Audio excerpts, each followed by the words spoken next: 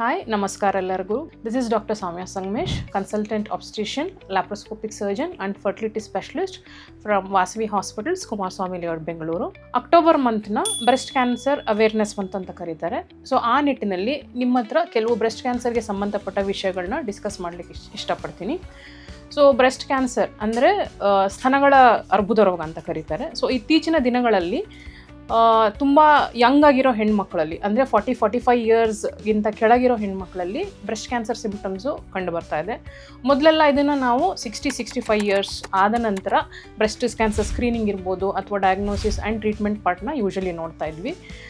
Survival rate ಅಂದರೆ treatment ಆಗಿ diagnosis ಆಗಿ ಟ್ರೀಟ್ಮೆಂಟ್ ಆಗಿ ಒಂದು ಹೆಲ್ದಿ ಲೈಫ್ ಸ್ಟೈಲ್ ಲೀಡ್ ಮಾಡುವಂಥ ಚಾನ್ಸಸ್ ಕೂಡ ಜಾಸ್ತಿ ಆಗಿದೆ. ಅದೇ ರೀತಿ ಯಂಗ್ ಹೆಣ್ಮಕ್ಳಲ್ಲೂ ಕೂಡ ಬ್ರೆಸ್ಟ್ ಕ್ಯಾನ್ಸರ್ ಇನ್ಸಿಡೆನ್ಸಸ್ ತುಂಬಾ ಜಾಸ್ತಿ ಆಗಿ ಬರ್ತಾ ಇದೆ. The challenges what we face in women diagnosed to have breast cancer in the reproductive age group ಅಂದರೆ 45 ಇಯರ್ಸ್ ಇರೋ ಹೆಣ್ಮಕ್ಳಲ್ಲಿ ನೋಡುವಂಥ ಸಂಬಂಧಪಟ್ಟಂಥ ಕೆಲವು ವಿಷಯಗಳು 65 ಇಯರ್ಸ್ ಅಬೌವ್ ಇರುವಂಥ ಹೆಂಗಸರಲ್ಲಿ ಬ್ರೆಸ್ಟ್ ಕ್ಯಾನ್ಸರ್ ಡಯಾಗ್ನೋಸ್ ಮಾಡಿದಾಗ ಡಿಫ್ರೆಂಟ್ ಇರುತ್ತೆ.